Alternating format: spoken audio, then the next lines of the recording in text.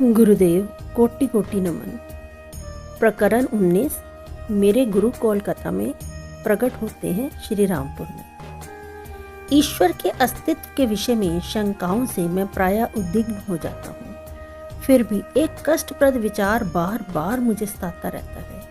क्या आत्मा में ऐसी संभावना नहीं हो सकती जिन्हें मानव जाति ने कभी प्रयुक्त ही ना किया हो? यदि इन संभावनाओं का पता मनुष्य नहीं लगा पाता तो क्या वह अपने वास्तविक लक्ष्य से चूक नहीं जाता?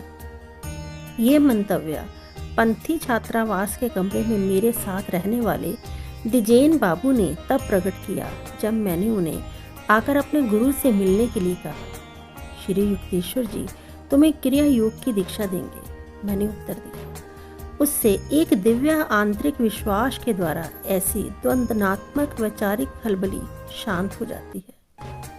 उस दिन शाम को दिजेन बाबू मेरे साथ आश्रम आए।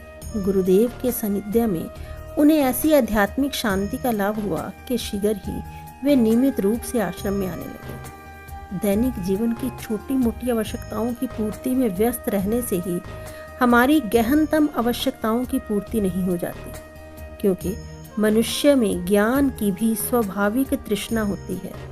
मेरे गुरु की बातों से दिजेन बाबू अपने अंतर में एक क्षण भंगुर जन्म के उथले अहंकार से अधिक गहरे सच्चे आत्म स्वरूप को खोजने का प्रयास करने में प्रेरित हुए। दिजेन और मैं दोनों ही श्री रामपुर कॉलेज में बीए की पढ़ाई कर रहे थे, इसलिए हमारी ये आदत ही बन गई कि कॉलेज से छुट्टी मिलते ही दोनों साथ साथ चलकर आश्रम पहुंच जाते थे। हम प्रायः श्री युक्तेश्वर जी को दूसरे तल्ले की बालकनी में खड़े देखते और जैसे जैसे हम आश्रम के करीब पहुंचते वे हमारी ओर देखकर मुस्कुराते रहते। एक दिन दोपहर को जब हम आश्रम के द्वार पर पहुंचे तो आश्रम में रहने वाले कन्हई नामक एक लड़के ने हमें निराश करने वाला समाचार सुना दिया। गुरुदेव यहाँ नहीं है। एक अत्यावश्यक सूचना मिलने से उन्हें कोलकाता जाना पड़ा। दूसरे दिन मुझे गुरुदेव का एक पोस्ट कार्ड मिला। उन्होंने लिखा था, मैं बुधवार की सुबह यहाँ से चल पड़ूंगा। तुम और दिजेन सुबह 9 बजे श्री रामपुर स्टेशन पर मिलो। बुधवार को सुबह लगभग 8:30 बजे श्री युक्तेश्वर जी का मन संचार पद्धति टेलीपैथी से भेजा गया संदेश मेरे मन में बार बार दृढ़ता पूर्वक उभरने लगा। मुझे रुकना पड़ रहा है, 9 बजे स्टेशन पर मत आना। दिजेन बाबू पहले ही कपड़े पहने स्टेशन जाने के लिए तैयार हो गए थे। तभी मैंने उन्हें ये नवीनतम संदेश सुनाया। तुम और तुम्हारी अंतर प्रेरणा। उनकी आवाज में तिरस्कार की धार थी। मैं तो गुरुदेव के लिखित संदेश पर ही विश्वास करना श्रेष्ठ समझता हूँ। मैंने अपने कंधे उचकाए और शांत निश्चय के साथ बैठ गया। दिजेन बाबू गुस्से में बड़बड़ाते हुए दरवाजे से बाहर गए और उसे जोर की आवाज के साथ अपने पीछे बंद कर चले गए।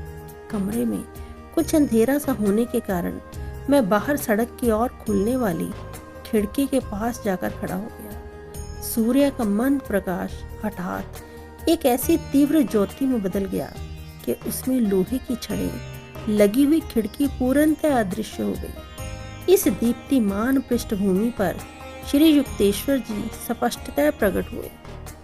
विस्मय विमोड़ सा होकर मैं तुरंत कुर्सी से उठ खड़ा हुआ और उन्हें प्रणाम करने के लिए झुका। अपने गुरु के चरणों में आदर व्यक्त करने की अपनी आदत के अनुसार मैंने उनके जूतों का स्पर्श किया। टाट के तल्ले वाले नारंगी कैनवस के ये जूते मेरे चिर परिचित थे। उनका गेरुआ वस्त्र उड़ उड़कर मेरे शरीर का स्पर्श कर रहा था। न केवल उनके वस्त्र की बुनाई बल्कि उनके जूतों के खुरदरेपन को और उनके भीतर हाथों को लगते उनके पांवों की उंगलियों के दबाव को भी मैं स्पष्ट रूप से अनुभव कर रहा था। आश्चर्य से अवाक खड़ा होकर मैं प्रश्नार्थ दृष्टि से उनकी ओर देखता रहा। मैं खुश हूँ कि तुम्हें मेरा मन संचारित संदेश मिल गया। गुरुदेव का स्वर शांत और सदा की तरह ही सहज था। अब कोलकाता में मेरा काम समाप्त हो गया है और 10 बजे की गाड़ी से मैं श्री रामपुर पहुंच रहा हूँ। मैं अब भी अवाक ही रहकर उनकी ओर देख रहा था। श्री युक्तेश्वर जी कहने लगे, ये कोई आभास नहीं बल्कि मेरा हाड़ मांस का शरीर है। पृथ्वी पर अत्यंत दुर्लभ ये अनुभव तुम्हें प्रदान करने की आज्ञा मुझे ईश्वर ने दी है। मुझे स्टेशन पर मिलो। अभी मैं जिस परिधान में हूँ उसी परिधान में तुम और दिजेन मुझे अपनी ओर आते देखोगे। मेरे आगे आगे उसी ट्रेन से उतरा एक छोटा बच्चा हाथ में चांदी का लोटा लिए चल रहा होगा। मेरे गुरु ने अपने दोनों हाथ मेरे मस्तक पर रखकर आशीर्वाद दिया। जैसे उन्होंने विदा लेने के लिए तबे आशी कहा, मुझे एक अजीब प्रकार की गड़गड़ाहट सुनाई देने लगी। उस तीव्र प्रकाश में धीरे धीरे उनका शरीर विलीन होने लगा। पहले उनके चरण और टांगे विलीन होकर अदृश्य हो गए, बाद में धड़ और फिर सिर, जैसे किसी लेख पट की कोई नीचे से ऊपर की ओर लपेट रहा हो। अंतिम क्षण तक मेरे बालों पर हल्के से टिकी उनकी उंगलियों का स्पर्श मैं अनुभव कर रहा था। धीरे धीरे वह दीप्तिमान प्रकाश लुप्त हो गया। अब मेरी दृष्टि के सामने छड़े लगी खिड़की और मंद सूर्य प्रकाश के अतिरिक्त कुछ नहीं रहा। मैं ये सोचता हुआ अर्ध गलाने की अवस्था में खड़ा रहा कि कहीं मैं चित्त भ्रम का शिकार तो नहीं हो गया। शीघ्र ही दिजेन बाबू मुंह लटकाए कमरे में दाखिल हुए। गुरुदेव ना तो 9 बजे पहुंचने वाली गाड़ी में थे और ना ही 9:30 बजे वाली। उनके स्वर में अपनी भूल के एहसास की किंचित सी झलक थी। चलो, मैं जानता हूँ वे 10 बजे की गाड़ी से आ रहे हैं। मैंने दिजेन बाबू का हाथ पकड़ा और उनके विरोध की ओर कोई ध्यान न देकर उन्हें अपने साथ खींचता ले गया। लगभग 10 मिनट में हम लोग स्टेशन पहुंच गए, जहां गाड़ी अभी अभी आकर रुक ही रही थी।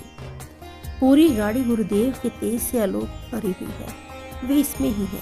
आनंद से मेरे उद्गार निकले। तुम ऐसे ही सपना देख रहे हो। दिजेन बाबू उपहास के साथ हंस रहे थे। हम यहाँ खड़े रहते हैं। मैंने अपने मित्र को गुरुदेव हमारी और किस प्रकार आएंगे वह सब बताया। जैसे ही मेरा वर्णन समाप्त हुआ, श्री युक्तेश्वर जी हमें दिखाई पड़े। उन्होंने वही कपड़े पहन रखे थे जो थोड़ी देर पहले मुझे दिखाई दिए थे। वे धीरे धीरे एक चांदी का लोटा पकड़े चल रहे बच्चे के पीछे आ रहे थे। अपने विचित्र एवं अपूर्व अनुभव पर मैं एक क्षण के लिए भय से सिहर उठा।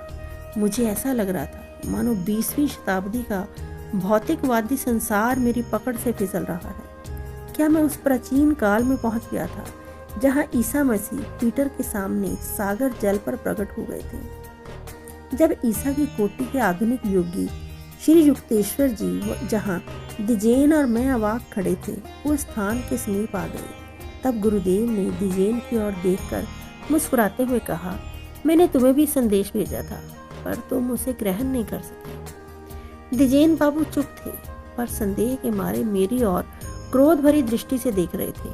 अपने गुरुदेव को आश्रम में पहुंचा देने के बाद दिजेन बाबू और मैं श्री रामपुर कॉलेज की ओर जाने लगे। रास्ते में अचानक दिजेन बाबू रुक गए। उनके प्रत्येक रंध्र से जैसे रोष बह रहा था। तो गुरुदेव ने मेरे लिए संदेश भेजा था, फिर भी तुमने उसे छुपा कर रखा। इसका कोई कारण बता सकते हो? यदि तुम्हारे मन का दर्पण अशांति से इतना चंचल है कि गुरुदेव के निर्देशों को तुम उसमें पढ़ नहीं पाते, तो इसमें मैं क्या कर सकता हूँ? मैंने पलटकर जवाब दिया। दिजेन बाबू के चेहरे से क्रोध लुप्त हो गया। अब मेरी समझ में आ रहा था कि तुम क्या कहना चाहते हो। उन्होंने खेद भरे स्वर में कहा, परंतु फिर भी कृपा करके मुझे ये बताओ कि लोटा पकड़े बच्चे के बारे में तुम्हें पूर्व जानकारी कैसे मिली? उस दिन प्रातःकाल छात्रावास में गुरुदेव के प्रकट होने की अलौकिक कहानी जब मैंने पूरी सुन की, तब तक हम श्री रामपुर कॉलेज पहुंच चुके थे। दिजेन बाबू ने कहा, तुम्हारे गुरु की शक्तियों का जो वर्णन मैंने अभी अभी तुमसे सुना है, उसके आगे तो लगता है कि संसार के सारे विश्वविद्यालय शिशु विश्वविद्यालय मात्र है।